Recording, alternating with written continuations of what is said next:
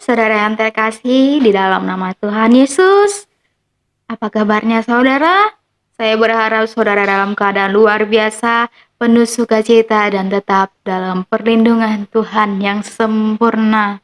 Dan pada kesempatan kali ini saudara, kita akan mendengarkan sebuah kesaksian dari saudara kita yang dulunya dia beragama Muslim dan kini dia telah menerima Tuhan Yesus sebagai Tuhan dan Juru Selamatnya, dan dia percaya bahwa firman Tuhan itu berkuasa dan firman Tuhan itu menyelamatkan kehidupannya, sehingga dia yang dahulunya keras hatinya untuk tidak mau mengenal Tuhan Yesus, kini dia dijamah oleh Tuhan Yesus dan kehidupannya dipulihkan, kehidupannya diperbaharui, dan Tuhan memakai dia lebih luar biasa lagi saudara.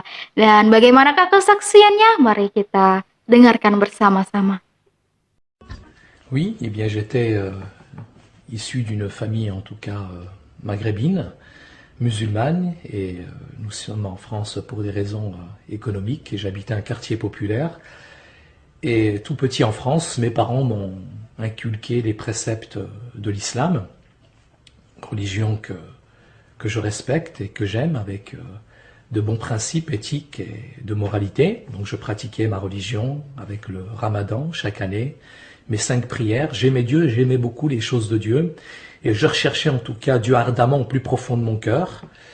Je suis issu d'une famille nombreuse de 11 enfants, et nous pratiquions donc notre religion avec respect. Et au fond de moi-même, j'aspirais vraiment à avoir une véritable relation concrète, palpable avec Dieu. Et souvent, dans mes prières, je demandais à mes parents de me décrire en quelque sorte le paradis. Et souvent, mes parents n'avaient peut-être pas les mots pour me décrire le paradis, alors que à l'intérieur de moi-même, il y avait cette recherche vraiment profonde d'une vraie relation personnelle avec Dieu. Et dans ma famille, il y avait aussi, je dirais, des circonstances qui faisaient qu'il y avait des scènes un petit peu difficiles, je dirais, un contexte familial un petit peu difficile, avec, je dirais, parfois des scènes de violence qui m'affectaient, mais qui ont développé en tout cas en moi cette recherche ardente de Dieu. Et c'est tout petit, à l'âge à peu près de 12 ans, où j'étais dans ma chambre, où j'ai vraiment crié à Dieu. Je disais à Dieu, Ya Rabbi, fina huwa tariq. Et vraiment, au plus profond de mon cœur, j'aspirais à cette relation personnelle avec Dieu. Et au plus profond de mon cœur, j'ai eu cette voix qui n'était pas audible, mais qui a dit à l'intérieur de moi-même, un jour, tu vas connaître la vérité. C'est peut-être un an plus tard, que ma sœur a osé, en fait, nous dire à la maison, subitement un soir, devant mes grands frères, devant tout le reste de la famille, qu'elle était devenue chrétienne. Ça a été un choc pour nous qui sommes d'un arrière-plan musulman. Ça a été un choc dans le sens où c'est presque une trahison, ça a été très douloureux, très difficile. On peut imaginer toutes sortes de choses, mais qu'une fille, en plus une fille musulmane, devienne chrétienne, ça a été vraiment la claque. Alors mes parents ont essayé de raisonner ma sœur en lui disant que c'était une séduction et que cette religion chrétienne n'était pas la bonne et que le Coran était le dernier des messages. Et il est vrai que ma sœur dégageait quelque chose qu'on ne comprenait pas. Il y avait quelque chose en elle qui nous a bouleversés, cette foi qu'elle avait, ce rayonnement qu'elle avait à l'intérieur d'elle-même et cette conviction que Yasou al-Masih wa tariq wa al-haq wa al-hayat. Elle était convaincue que Jésus était le chemin, la vérité et la vie. Il est vrai que cette conviction, qu'elle avait elle-même, nous a un petit peu plus ou moins perturbés. Et moi-même, personnellement, j'avais l'âge d'à peu près 14 ans, j'étais complètement perturbé par ma sœur, par cette foi qu'elle dégageait en elle-même. Et j'ai fait mes propres recherches, à mon tour, en me disant, est-ce que c'est Mahomet ou est-ce que c'est Jésus ? Est-ce que c'est le Coran ou est-ce que c'est la Bible? Qui a la vérité? Pour moi-même, le fait que ma sœur soit devenue chrétienne avec une telle conviction, je me suis dit, il y a quelque chose, c'est pas possible. Donc j'ai fait mes recherches personnelles en essayant de trier, en essayant de trouver les avantages, les inconvénients des deux religions, et j'ai essayé de discuter avec les chrétiens, avec des pasteurs, mais il n'y a personne qui m'a convaincu. Issu d'une famille musulmane, mon père m'avait toujours appris, en France, à me méfier, à pas me laisser séduire par des mots, par des personnes. Mais je dirais que la personne qui m'a réellement convaincu, c'est la personne de Ruh al-Qudus, c'est la personne du Saint-Esprit. Et tout petit, à l'âge de 14 ans, j'ai réalisé que Jésus c'était le Sauveur. Et je dirais que ça a été le trou noir, entre 14 ans et 21 ans. Pour moi, ça a été une période difficile, où j'ai commencé à jouer un baby-foot dans un bar, et j'ai terminé en fait en discothèque. J'ai commencé à consommer de la drogue, à vendre de la drogue, tout en pratiquant ma religion musulmane du mieux que je pouvais, mais toujours avec cette haine grandissante à l'intérieur de moi-même, en grandissant par rapport au rejet, à l'exclusion, au racisme, à la massification du chômage. Toutes ces choses qui me perturbaient aussi, tous ces problèmes d'identité culturelle, à savoir est-ce que je suis maghrébin, est-ce que je suis français, est-ce que c'est le christianisme, est-ce que c'est l'islam? En fait, toutes sortes de choses qui perturbent les jeunes qui sont en France, deuxième et troisième génération. Et c'est un soir en rentrant de Paris où je n'avais plus de relation avec mes parents, avec mes petits frères et sœurs. J'étais de plus en plus violent, de plus en plus raciste aussi à l'intérieur de moi-même par rapport à tout ce rejet dans cette société occidentale qui, en tout cas, me le faisait sentir, qui me le faisait voir. Et en rentrant ce soir-là de Paris à la maison, ma sœur avait toujours laissé une Bible à la maison. Et j'ai pris cette Bible par hasard et je suis tombé sur un passage par hasard qui disait comme ça. Mais le hasard, c'est un train que Dieu prend pour passer incognito. Ce passage disait clairement, les jeunes gens chancellent. Mais ceux qui s'attendent à l'éternel, ils renouvellent leur force.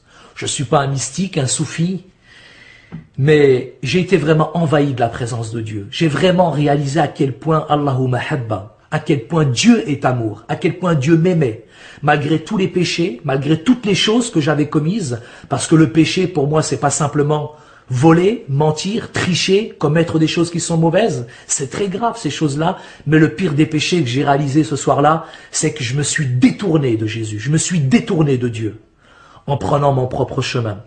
Je suis allé au lycée le lendemain, et là au lycée, comme par hasard, il y avait la gendarmerie, la police des stupes qui m'attendaient, et donc j'ai été renvoyé du lycée pour trafic de stupéfiants, et aucun lycée de la région m'acceptait, et le seul lycée qui m'a accepté, c'était juste à côté de chez ma sœur.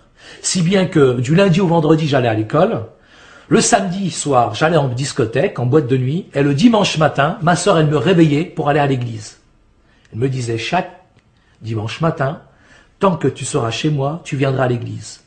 Et tous les dimanches matins, j'allais à l'église, et j'écoutais le pasteur, j'écoutais les sermons, j'écoutais les prédications, et à l'intérieur de moi-même, je disais, cause toujours tu m'intéresses. J'avais un cœur dur, j'avais un cœur endurci, j'avais un cœur plein de haine, plein de rage à l'intérieur de moi-même, et souvent, à la fin du culte, j'allais voir ma sœur et je lui disais, mais pourquoi tu as dit et tu as raconté telle scène et telle scène de ma vie au pasteur? Ma sœur, elle me disait, Saïd, je lui ai rien dit au pasteur. Je dis, mais pourquoi il a dit ça ce matin au culte alors? Il dit, mais c'est le Saint-Esprit qui parle. C'est Dieu qui parle au travers du message de la Bible. Et 3 mois plus tard, alors que j'avais ce cœur vraiment très endurci au plus profond de moi-même, Dieu a vraiment brisé mon cœur, m'a convaincu de péché. Intellectuellement, je sais ce que c'est que le péché. Dans cette conception aussi de l'islam, le péché est complètement différent de la doctrine biblique. Puisque je dois faire des œuvres qui vont me préqualifier à nouveau pour essayer d'atteindre Dieu, pour essayer d'atteindre Jésus, pour essayer d'atteindre la vérité, le paradis. Alors que dans le christianisme, dans l'évangile rompt complètement avec ces choses-là. J'ai réalisé une chose, c'est que la religion, elle blanchit la surface, mais l'évangile lui transforme l'intérieur. La religion, c'est de bons principes de moralité, alors que l'évangile, c'est une divine proclamation. La religion, toutes les belles religions nous prennent, mais elles laissent l'homme, elles laissent Haït tel qu'il est. Mais quand la puissance de l'évangile pénètre dans un cœur, Il fait véritablement de nous ce qu'on doit être. Et là, j'ai réalisé que Dieu et la religion sont diamétralement opposés. Je respecte toutes les belles religions, toutes les grandes religions, mais pour moi, Dieu et la religion sont deux choses différentes. J'ai réalisé que l'évangile, c'est une relation concrète et palpable avec Dieu. Et ce soir-là, j'ai pleuré. J'ai pleuré sur ma misère. J'ai pleuré sur toutes les choses que j'avais commises qui étaient mauvaises. Tout le mal que j'avais fait à ma famille. Tout le mal que j'avais commis à l'extérieur aussi. Il est vrai que je montrais toujours les gens du doigt, mais là, Jésus m'a demandé de regarder à l'intérieur de mon cœur.